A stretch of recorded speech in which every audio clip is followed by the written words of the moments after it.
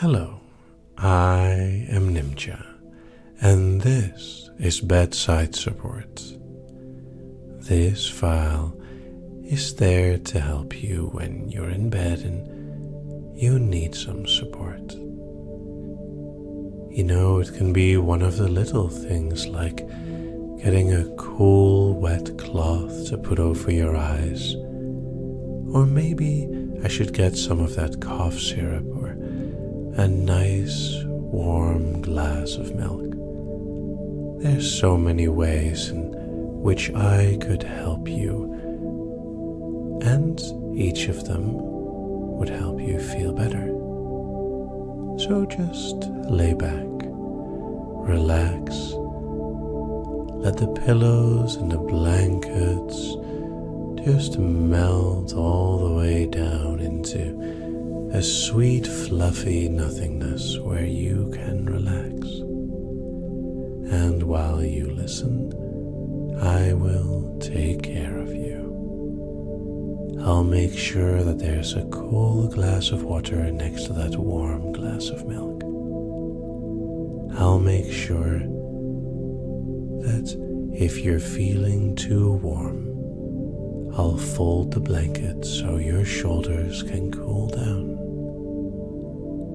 And like I said before, I always have that nice cool cloth ready to gently put over your eyes and your forehead. If you are comfortable with it, you can feel me beside you, sitting on the edge of the bed, feeling your temperature on your forehead with the back of my hand, checking if you're okay, and I'm making sure that you get what you need to help your body heal from whatever it may be. And right now, there's nothing that you have to do.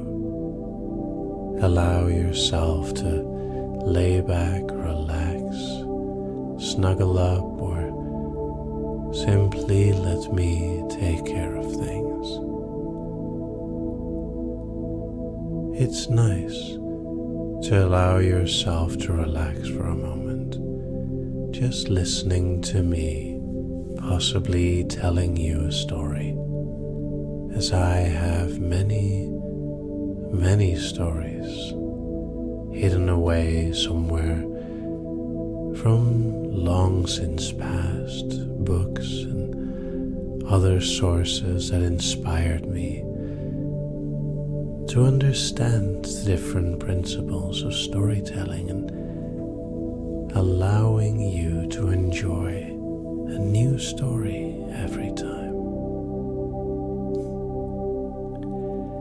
See, once upon a time when I was little, my dad had a very big book. This book was enormous for me, but it was so much fun to simply stand on my toes, take down the book, and then sit down on the ground, folding it open on a random page, which would almost always be the beginning of a new story that I hadn't read yet. The book was full of little fairy tales and little stories, so that every time that I opened it, it would be a new one. And of course, I made sure not to open it in the middle every time. Sometimes I would open it further to the front or more towards the back. Some of the stories were just half a page, while others were multiple pages long. I especially liked those. And it was on one of those days where I started reading. I remember the story. It was a story, like many are, about a princess being locked in a castle, and about the three brothers that had to find her. First the oldest one, then the middle one, then the youngest one. And like those fairy tales go, the oldest one never returned, or he returned in failure, the second one the same. And the youngest one, who was believed to be incapable of doing such things, was the one who finally set out, and inevitably the one who would finish the story and rescue the princess. And of course, there were so many obstacles to overcome. Maybe the princess was laying sick in her bed. Maybe she was fast asleep by the curse of a witch. Or maybe she was simply locked up by some evil person. And that reminds me of a story even longer ago. A story about a little boy that wanted to run away from home because his sister was sick, and he wanted to find the magical berries that would make her better. So he ran through the forest, he ran past the streams and through the valleys.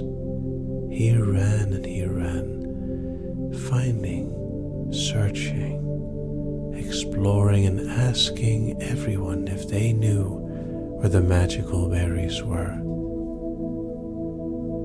And it wasn't that long before he finally got the clue he needed.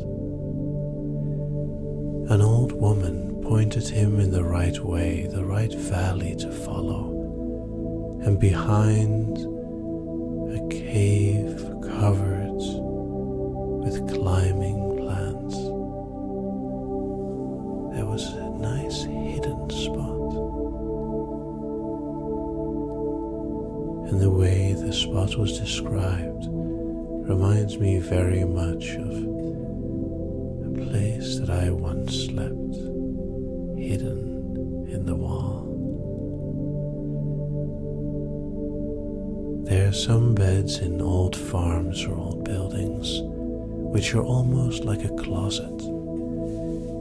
You open it and there's a whole bed hidden inside, and when you close it you have your own little secret place. And in that place you can beautifully, perfectly heal. Sleeping there was incredibly comforting, although you had to make sure not to bump your head if you wake up.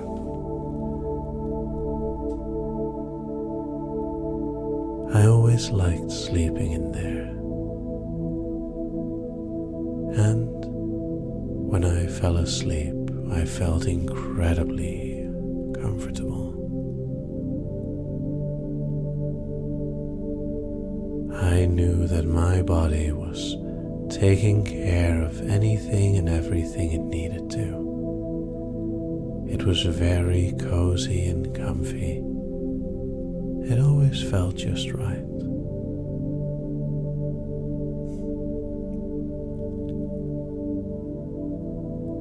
And in just such a place where the boy found his berries, he went on the long trek back to his sister. And although his parents had of course been very worried, and they were happy to see him back with the medicine for his sister. And of course they lived happily ever after. Just like the youngest of 3 brothers that rescued the princess, helped her feel better, and everyone returned to the castle so they could live as wise rulers and help others when they were feeling bad. And they too healed and cared and lived happily ever after, resting peacefully at night, looking at the stars. And closed the book, it was always a moment of peace, of calm. The weight of the book on my legs a comfort. The stories a thread through which I weaved a tapestry of my thoughts. With effort, I always neatly put it back where I found it. I was allowed to read it if I put it back. And of course, at night, I would allow the stories to inspire my dreams and help me heal.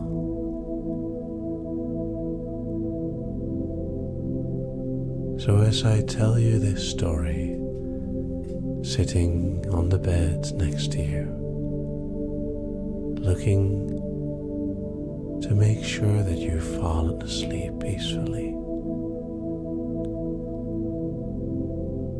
and knowing that you will heal just fine.